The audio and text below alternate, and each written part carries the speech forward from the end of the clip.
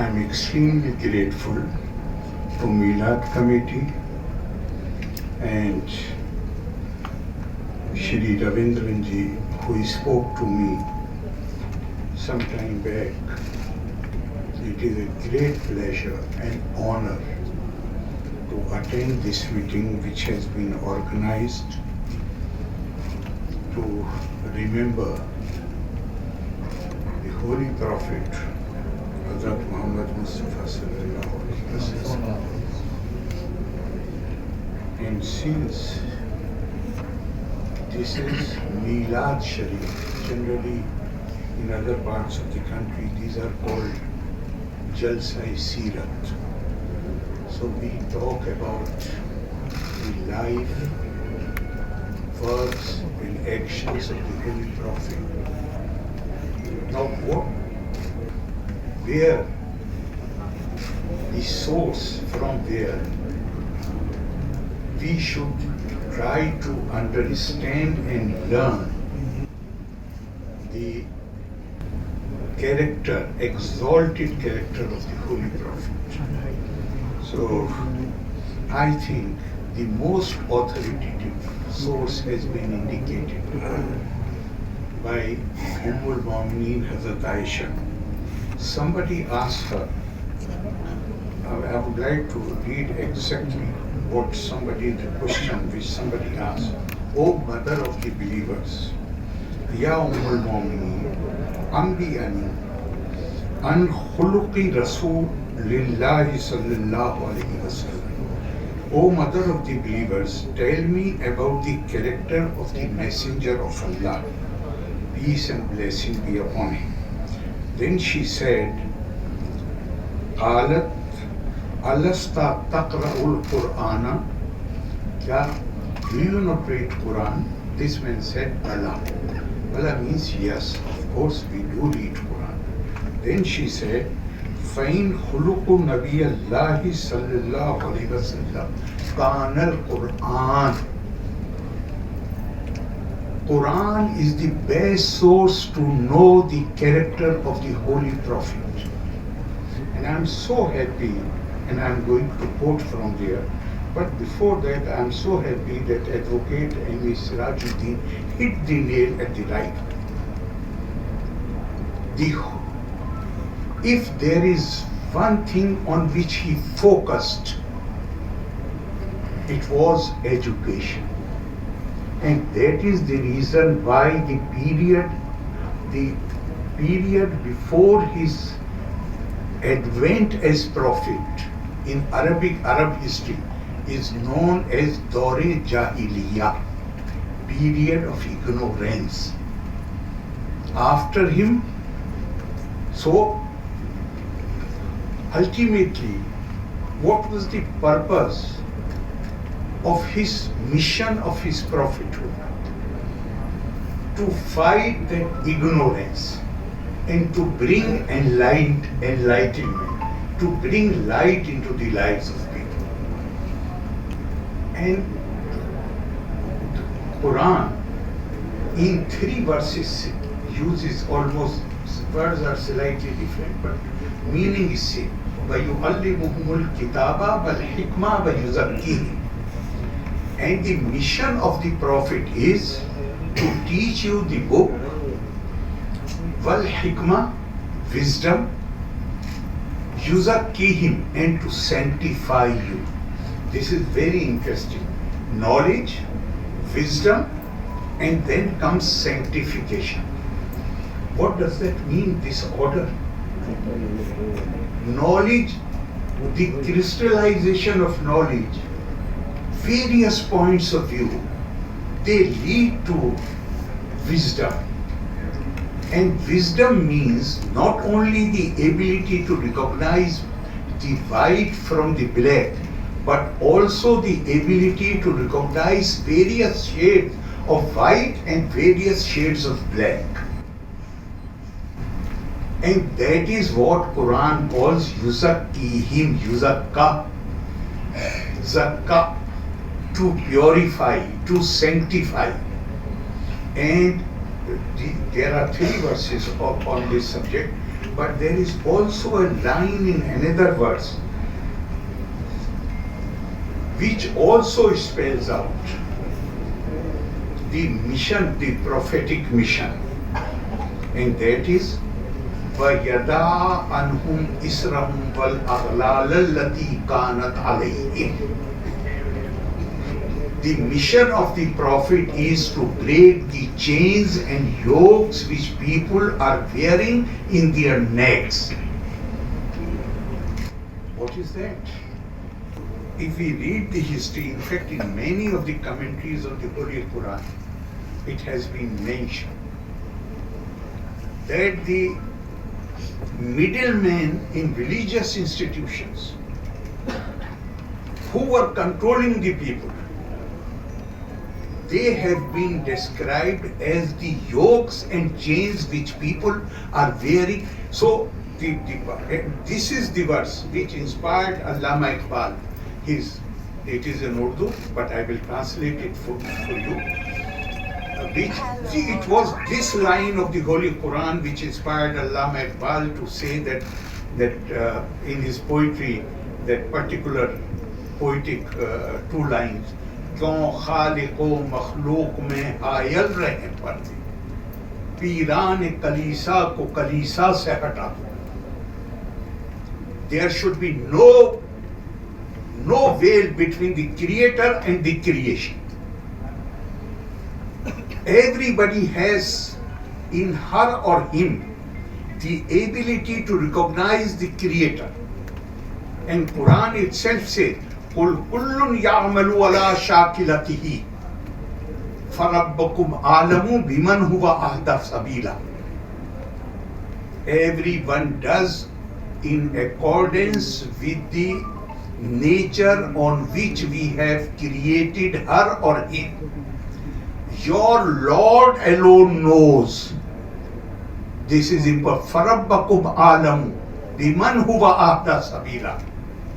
We do not need gods on the earth who will decide about the belief and faith of the other persons, who will declare that who is on the right path and who is on the wrong path. That right belongs to God and God, Allah and Allah alone. If I remember correctly, there is another verse in Surah Al-Imran which is not addressed to you and me, which is addressed to Huzur Sallallahu Alaihi Wasallam. لَيْسَ لَكَ مِنَ الْأَمْرِ شَيْءٍ أَوْ يَتُوبَ عَلَيْهِمْ أَوْ يُعَذِّبُهُمْ فَإِنَّهُمْ ظَالِمُونَ. It was after the battle of Uhud when Huzur Sallallahu Alaihi Wasallam was attacked. He lost his two teeth. He became unconscious. After he regained consciousness, then he commented. This is important. He commented how a people will succeed who injure their own prophet. The words are important. Who injure their own prophet. Then who are the people who injured him? Those who had injured him, those who had come with the intention to eliminate him. He was describing them as his own people. He was not describing them as enemies. He was describing them as his own people. And he is worried about them, that how they will succeed if they injure their own prophet. Then this revelation came. لَيْسَ لَكَ مِنَ الْأَمْرِ شَيْءٍ أَوْ يَتُوبَ عَلَيْهِمْ أَوْ يُعَذِّبُهُمْ فَإِنَّهُمْ ظَالِمُونَ. I will try to translate it from the reverse side. فَإِنَّهُمْ ظَالِمُونَ. There is no doubt that they are zalim, they are transgressors, they have attacked you, they tried to eliminate you, they injured you. But on these people whom God himself is declaring that they are zalim, he is saying, whether we shower our mercy on them or we punish them, in this you have no role to, nothing to say. That right belongs to God alone. So why I am saying this, that the best way, and you can quote one verse after the other verse. Idfa billati hiya ahsan. Idfa billati hiya ahsanu sayya wa nahnu a'lamu bima yasifun. وَلَا تَسْتَوِي الْحَسَنَةُ وَلَا السَّيِّئَةُ ادْفَعْ بِالَّتِي هِيَ أَحْسَنُ فَإِذَا الَّذِي بَيْنَكَ وَبَيْنَهُ عَدَاوَةٌ كَأَنَّهُ وَلِيٌّ حَمِيمٌ. The good and bad can never be equal. Therefore, Quran exhorts that if somebody does something bad to you, pay him back through something good. And then you will see فَإِذَا الَّذِي بَيْنَكَ وَبَيْنَهُ عَدَاوَةٌ كَأَنَّهُ وَلِيٌّ حَمِيمٌ. And then you will see that this person whom you thought he is your enemy because he has done something bad to you, if you pay him back his bad actions by doing good to him, then you will see that God will turn him into Waliyun Hamim, your intimate, your bosom friend. I will come to Siraj Sahib. I'm so happy you mentioned about the main thing, education. And then the other thing which you mentioned, I would like to comment on that. You said after education that we are a minority. What is the Quranic concept of, is there any concept of being minority or majority in the Quran? That is a question we should ask ourselves. But first I would like to deal with education. That is the most important part. And this is a universal law, that people who ignore education, they ultimately fall into the abyss of humiliation, backwardness. And therefore, how many Huzur from the land where he was, that is what is today, at that time it was not Saudi Arab, but it was called Balad Arab. The Arabs generally considered that the America was not known at that time.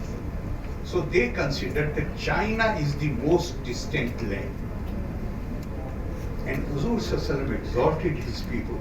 He said, Utlubul ilma law kana bisin. Now it is important. What kind of education at that time must have been available in China? Were they running madrasas? Huzur Sallallahu is exhorting. They were not running religious institutions. But Huzur Sallallahu is exhorting, even if you have to go to China, pursue knowledge. And then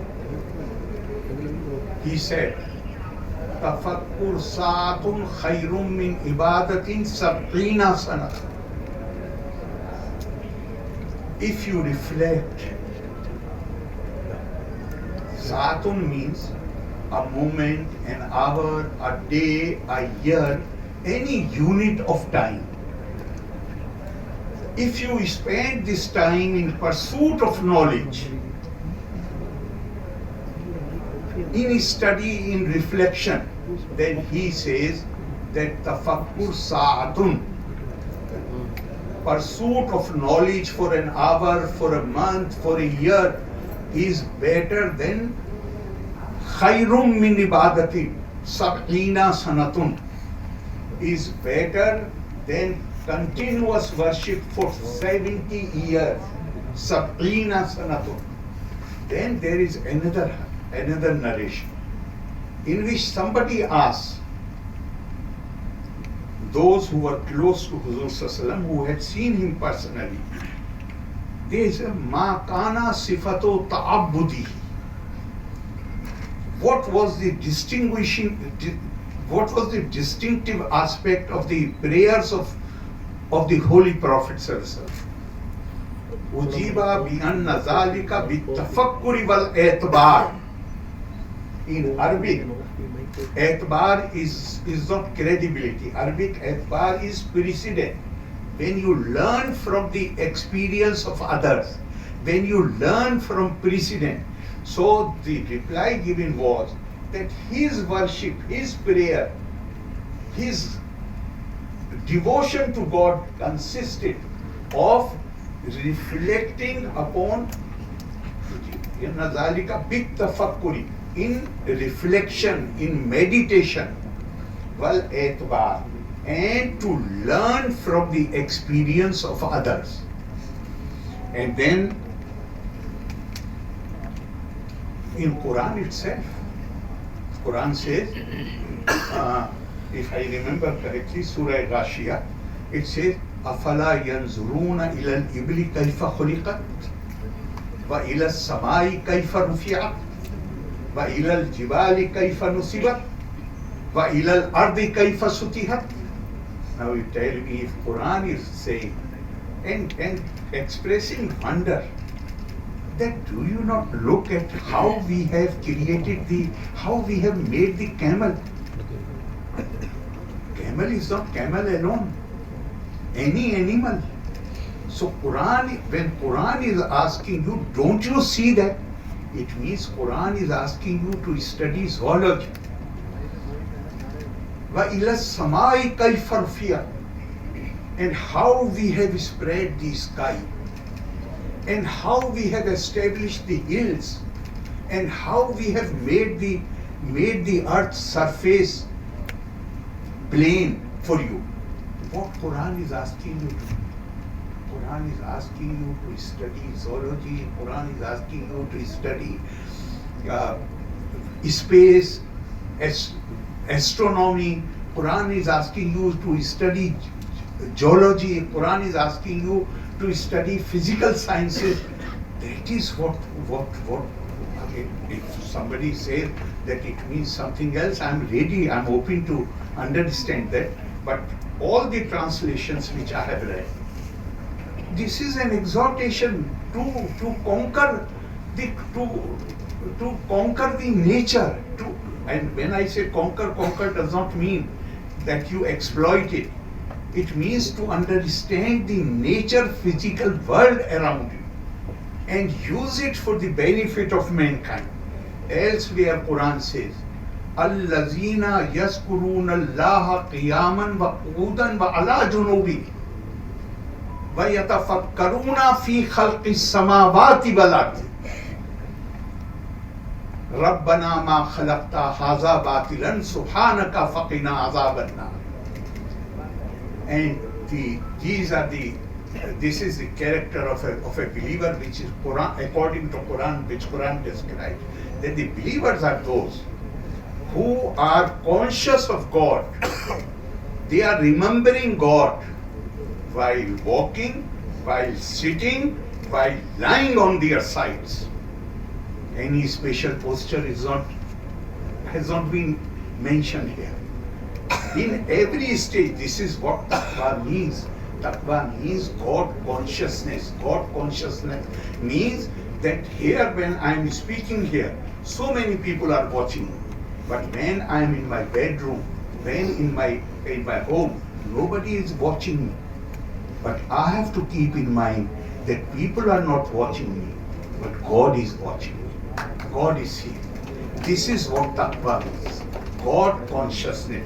Here, this is exactly, and then the second line says, وَيَتَفَكَّرُونَ فِي خَلْقِ السَّمَاوَاتِ. Their prayer is, their worship of God is that they reflect into how this whole physical world has been made, created. وَيَتَفَكَّرُونَ فِي خَلْقِ السَّمَاوَاتِ وَالْ أَرْضِ.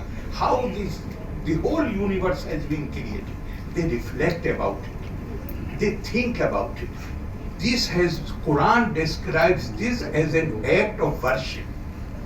And then it says, Rabbana ma khalaqta haza batina. Quran is declaring that every Muslim will agree that according to Quran, everything has been created by God. I mean, no one else has created anything. Then even things with which we disagree, Quran is saying, Rabbana ma khalaqta haza batilan. Nothing which has been created by God is false. If nothing which has been created by God is false, I may disagree with them, but I have no right to condemn them, because that again is creation of God. I have not been given the right to sit in judgment about others. Judgment belongs to God and God alone. But you have raised a very interesting topic. You said we are a minority. We are a minority. Sir, read Quran carefully. Quran is not even familiar with the concept of minority or majority. And Maulana Jafar Thiruvananthapuram, his famous book, Paygambare Insaniyat, Prophet of Humanity. He was from Bihar. What a wonderful book. Whenever somebody asks me to recommend, I'm talking of not here Kerala, I'm talking of the Urdu reading people. They ask me, Arif, which book I should start with. I always recommend Maulana Jafar Thiruvananthapuram. Actually, for a beginner, it is a wonderful book. And while describing the Battle of Hunain, Maulana Jafar Thiruvananthapuram, he quotes verses of the Holy Quran, he quotes Hadith also, but the gist of what he has said is that he compares the setback which Muslims under the leadership of Huzur Sallallahu Alaihi Wasallam received at Hunain with the victory of the Badr. In Badr, the number was only 313. And in Hunain, the number of people who had come with Huzur Sallallahu Alaihi Wasallam, they were not all Muslims. They were also the tribes who were allied to Huzur Sallallahu Alaihi Wasallam. Halif, which is, they were called Halif Qabail. The number, according to various writers, was about 10,000. And then more than 1,000 people from Makkah joined. When these people marched towards Hunain, on receiving the news that the Hunain people are preparing and they have already left their place and they are marching towards Makkah to attack Muslims. Then Huzur Sallallahu, now the number is at no point of time such large number of people was there. And this large number of people, they had to retreat. They had to retreat. In fact, some Seerah books say that Huzur Sallallahu, who was sitting on his mule, only 4 people kept standing by his side, all others ran away from him. And there is a famous comment. I'm not going to name the person whose comment it is, but he said that today Muhammad's magic, Huzur Sallallahu, magic has been broken. And now his followers will not stop before the sea beach. This is also, I'm not going to take any name because that is not in good taste. That kind of comments were made. And how many people were there? So Maulana Jafar Thiruvananthapuram says that if a sense of pride comes in your heart and mind because of your strength, then it is shirk-e-khafi. It is nothing but shirk-e-khafi. And if you feel fear, if you feel insecure because of the lesser numbers, then it is also shirk-e-khafi. What are you doing? What kind of minds we have made? I feel happy when somebody says you are a victim.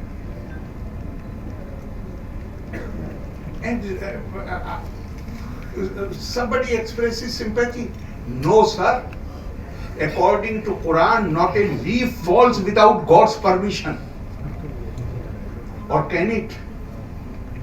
If something wrong is being done to me, it cannot be done without God's permission. We have been repeatedly told that it is our what is important everywhere. وَعَمِلَ صَالِحًا وَعَمِلَ صَالِحًا وَعَمِلَ صَالِحًا. everywhere the importance of righteous actions has been highlighted. Sir, there is no concept. In fact, I often ask this question, that if I am conscious of my faith, my belief, if I am conscious of my Muslimness, then let us ask ourselves, who will define our role? The role will be defined by Quran. And what Quran says? Kuntum khayra ummatin ukhrijat linnas. You have been, according to Quran, a Muslim is not born. Kuntum khayra ummatin ukhrijat.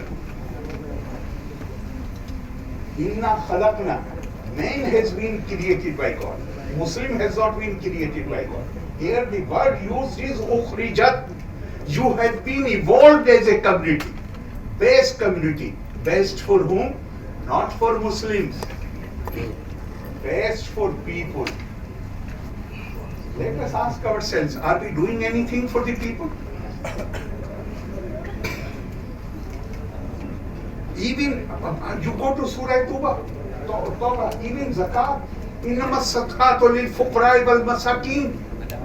The question was asked during the time, there are both narrations are there, that this question was raised. When a Jew was begging in the street of Medina and Hazrat, one is about Hazrat Umar and the other narration is about Maula Ali. That they saw him, they took, one of them took him to the Baitul Mal, asked him why you are begging. He said, I have to, now I have become very old, I am not able to see, and I have to pay 1 dirham as khiraj every year, and I have nothing, no means of income. Then he asked the Baitul Mal authority to fix a monthly stipend for him. And when next day objection was raised, then the reply given either by Hazrat Umar or Maula is that read this verse carefully. It says, Innama sadaqatu lil fuqara wal masakin. The fuqara are the Muslim destitute and masakin are the non-Muslim destitute. They also have a right. Not only Muslim destitute has a right on the zakat. And I often ask now, generally, I'm not going because my purpose is not here to find any fault with anybody. But today, where the amount of zakat goes, everybody knows. Do we pay, if on the day of judgment, a non-Muslim destitute complains to God that God, you had created my right on the Muslims, but they have not paid me. What will you reply? Sir, we do not, my understanding is that as a Muslim, I do not have even right to assert for my rights. I have a right to duty, karman niva adhikaraste. And the teaching of the Quran is that if you will do your duty, your rights will be automatically ensured. There is a beautiful verse in Surah Al-An'am which explains. It says that the floods come with the water, on the water, the foam, what will we call foam? The bubbles which are there, they swim in the foam. You go to the goldsmith or silversmith, he melts the metal. Again, there is foam on the surface of it. Then Quran says that foam disappears from water and water makes the earth fertile. Similarly, foam disappears from the molten metal and the metal is converted into beautiful ornaments. So last two lines of the verse are فَأَمَّا الزَّبَدُ فَيَذْهَبُ جُفَاءً وَأَمَّا مَا يَنْفَعُ النَّاسَ فَيَمْكُثُ فِي الْأَرْضِ. Something which is useless,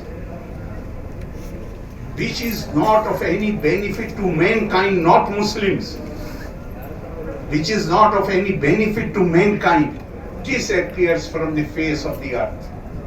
But something which is beneficial, like the water, something unbeneficial which is not beneficial, like foam, and something beneficial like water and molten metal. Water makes the earth fertile, and molten metal is converted into beautiful ornament. فَأَمَّا الزَّبَدُ فَيَذْهَبُ جُفَاءً وَأَمَّا مَا يَنْفَعُ النَّاسَ فَيَمْكُثُ فِي الْأَرْضِ. We have to ask this question: are we useful for the society? خَيْرُكُمْ مَنْ يَنْفَعُ النَّاسَ. The best among you is one. Huzur is not saying the best among you is one who is best to the Muslim. No. The best among you is one who is best to the people.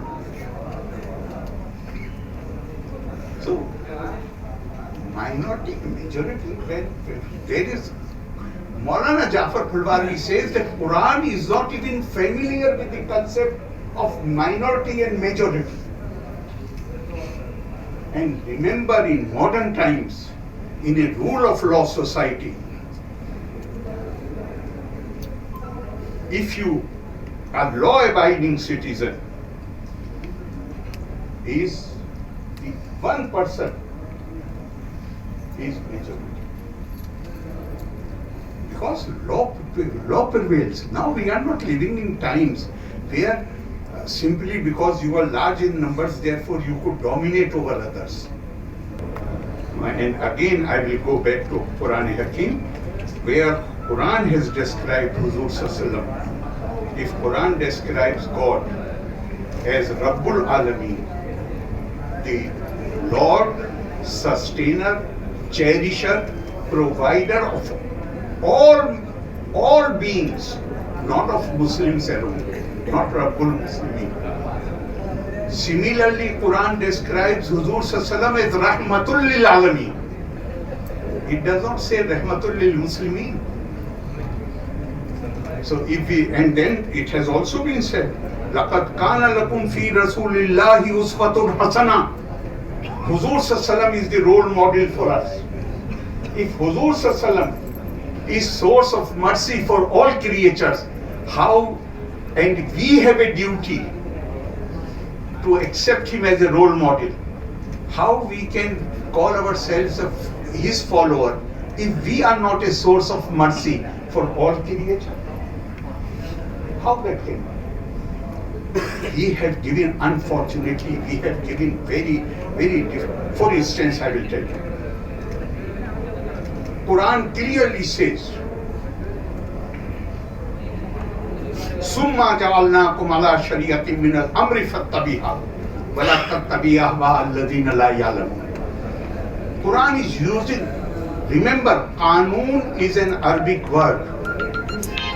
But Qanun has not been used, this word, this term has not been used in Quran, even one time. Quran uses Shariat. And which is the Shariat? Quran describes itself as Shariat. The rules laid down by human beings. They are important. I am not saying they are not important. But Shariat can be only word of God. Human opinions cannot acquire the status of Shariat. And we have created so many schools because human opinions, differences are bound to arise. Therefore, you have so many schools.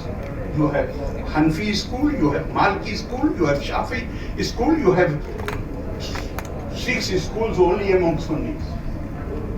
The other sects of the Muslims, that is apart. So therefore, I will conclude with this. One verse from the Holy Quran and one prophetic narration. وَإِنَّكَ لَعَلَىٰ خُلْقٍ عَظِيمٍ. And you stand on an exalted standard of character. This is how Quran describes us. If we claim to be his followers, then we will have to refine our characters also. And Huzur Sallallahu himself has said, he said, Bu'isto la'uttamama husnal akhlaq.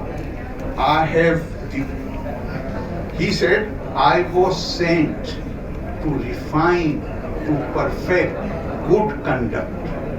And how many times, there is a prophetic narration again that Hazrat Jibreel came to me so many times, highlighting the importance of the rights of the neighbor, that I started thinking that possibly the neighbor will be given a right in your inheritance.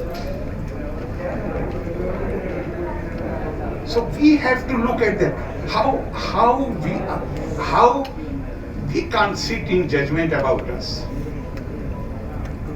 But we will have to be careful what opinion people have about us. And because it is not only about us, but we claim to be follower of that great prophet, and about whom Quran says that you are an exalted character.